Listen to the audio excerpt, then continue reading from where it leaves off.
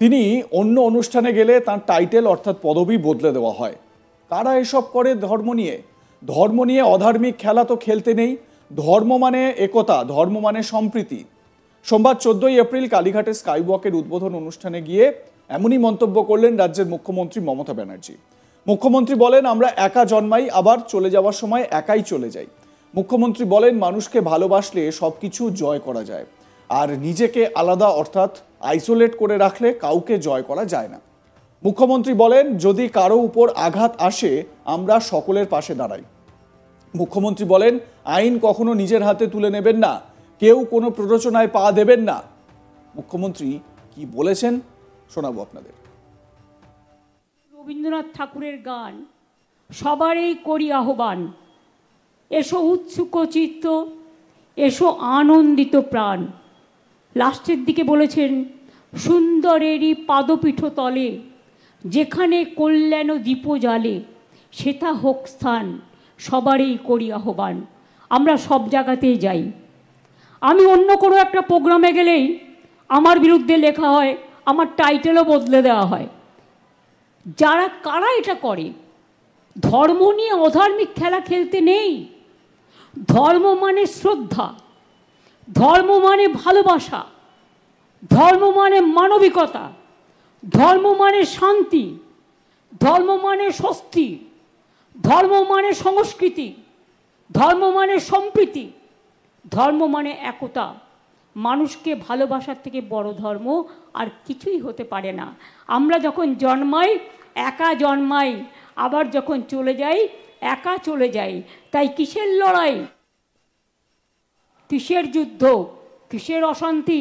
মনে রাখবেন, মানুষকে ভালোবাসলে সব কিছু জয় করা যায়, কিন্তু নিজেকে আলাদা করে রাখলে, আইসোলেট করে রাখলে কাউকে জয় করা যায় না। একটা জিনিস মাথায় রাখুন, যদি কারোর ওপরে কোনো আঘাত আসে, সে অবহেলিতই হোক, সে শোষিতই হোক, সে বঞ্চিতই হোক, সে নির্যাতিতই হোক, সে কোনো ধর্মের লোকই হোক, আমরা কিন্তু তাদের সকলের পাশে দাঁড়াই। আমি সবার কাছে আজকের দিনে পয়লা বৈশাখের আগে মায়ের মন্দির নতুন করে উদ্ঘাটন, যে ডেভেলপমেন্টের কাজ হয়েছে স্কাইওয়াক সহ মন্দির সংলগ্ন এলাকা সহ, সবাইকে বলবো, শান্তিপূর্ণভাবে গণতান্ত্রিক আন্দোলন করার অধিকার সকলের আছে, উইথ পারমিশন। বাট প্লিজ দয়া করে, সে যেই হোক, ABCDEFG যেই বা হোক, আইন কখনো হাতে তুলে নেবেন না। আইনের জন্য তো আইনের রক্ষক আছে, আইনের ভক্ষক তো দরকার নেই। তাই আপনাদের অনুরোধ করব, কেউ কেউ প্ররোচনা দেবে কোনো ব্যাপারে, কিন্তু প্ররোচিত হবেন না। প্ররোচনার সময় যে মাথা ঠান্ডা রাখে, সেই তো আসল জয় করে, তারই তো আসল জয় হয়। আপনারা জয়ী হন। আপনাদের সকল পরিবারকে, সকল ধর্মের, সকল সংস্কৃতির, সকল খেলাধুলার, সকল শিক্ষা জগৎ, সকল মনুষ্য জগৎ, সকলকে আমার শ্রমিক, কৃষক, ছাত্র, যুবক, ভাই বোন থেকে শুরু করে সবাই যারা কাজ করেন, তৈরি করার পরে চলে যান, তারপরে তাদের কথা কেউ মনে রাখে না। আমি সবাইকে আমার তরফ থেকে শুভ নববর্ষ জানিয়ে অনেক অনেক শুভ নন্দন জানাচ্ছি। এবং আগামী দিন আপনারা আপনাদের পরিবার পরিজন সহ ভালো করে সবাই সুস্থ থাকুন, সুন্দর থাকুন, আর শান্তি বজায় রাখুন। বাংলার মাটি শান্তির মাটি, এ মাটি সোনার চেয়েও খাঁটি। এই মাটিতেই জন্ম নিল রবীন্দ্র নজরুল, একই বৃন্তে দুটো কুসুম, আলোকময় সে ফুল। তাই বাংলার ঘরে ঘরে বিজয় পতাকা উড়িয়ে দাও সবার ওপরে। আমরা হারব না, মাথা নত হবে না, আমরা চলব নতুন করে, বাংলা জাগবে নতুন সুরে।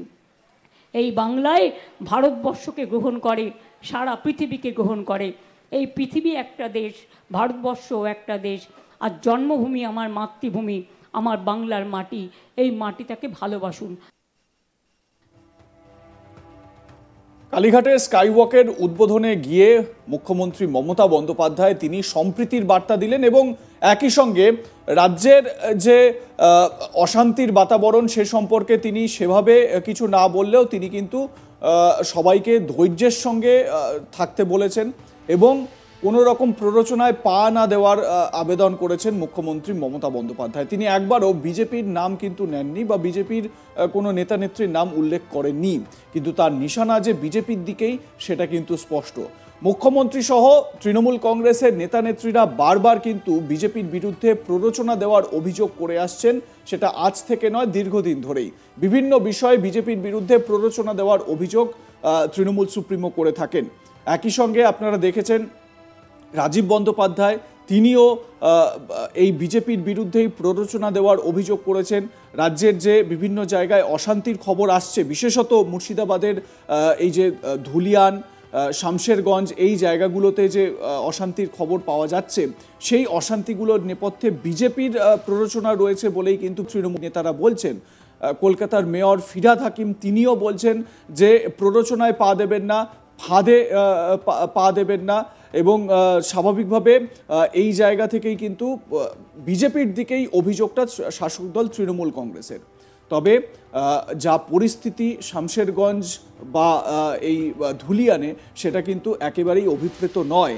এত সম্প্রীতির বার্তা দেওয়ার পরেও, এত রকম প্ররোচনায় পা না দেওয়ার আবেদন করার পরেও পরিস্থিতি কিন্তু কি সেখানে বদলাচ্ছে? শুনতে পারা যাচ্ছে যে সেখানে কেন্দ্রীয় বাহিনীকে দেখে নতুন করে ইট বৃষ্টি হয়েছে, ইট ছোড়া হয়েছে সেন্ট্রাল ফোর্সকে লক্ষ্য করে। কারা ইট বৃষ্টি করছে? যদি সত্যি বাইরে থেকে লোক আসে, বাংলাদেশ থেকে লোক এসে বা দুর্বৃত্তরা এসে যদি এইগুলো সংগঠিত করে, তাহলে স্টেট পুলিশের যে ইন্টেলিজেন্স, সেই ইন্টেলিজেন্স কি করছে? সেই ইন্টেলিজেন্স এতদিন ধরে কি করেছে? সেই ইন্টেলিজেন্স তো তাহলে পুরোপুরি ব্যর্থ বলতে হয়।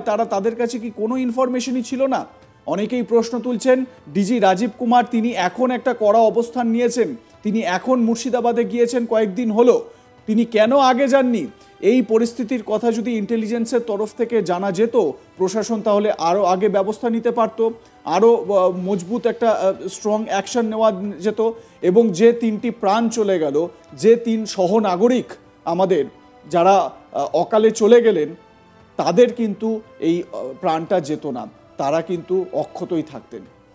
যদিও রাজ্যের মুখ্যমন্ত্রী তিনি বলছেন যে তার বিরুদ্ধেও প্ররোচনা হয়। তিনি বলছেন যে তিনি যখন অন্য কোনো ধর্মের অনুষ্ঠানে যান, মূলত তিনি বলতে চেয়েছেন মুসলিম সমাজের কোনো অনুষ্ঠানে তিনি যখন যান, তখন বিরোধীরা কেউ কেউ তার পদবি পর্যন্ত বদলে দেওয়া হয়, তার নাম বদলে দেওয়া হয়। ধর্ম নিয়ে অধার্মিক কাজ করার চেষ্টা করা হচ্ছে, এমনটাই অভিযোগ করেন মুখ্যমন্ত্রী। এবং তার বক্তব্যে ছত্রে ছত্রে তিনি এটা বোঝাতে চেয়েছেন যে রাজ্যে যে বর্তমানে অশান্তির বিভিন্ন খবর পাওয়া যাচ্ছে, তার নেপথ্যে প্ররোচনা রয়েছে। এ বিষয়ে আপনাদের কি মত জানাতে ভুলবেন না। দেখতে থাকুন আজ তাক বাংলা, সাবস্ক্রাইব করুন আমাদের ইউটিউব চ্যানেলটি, বেল আইকন প্রেস করুন, নোটিফিকেশন পেতে।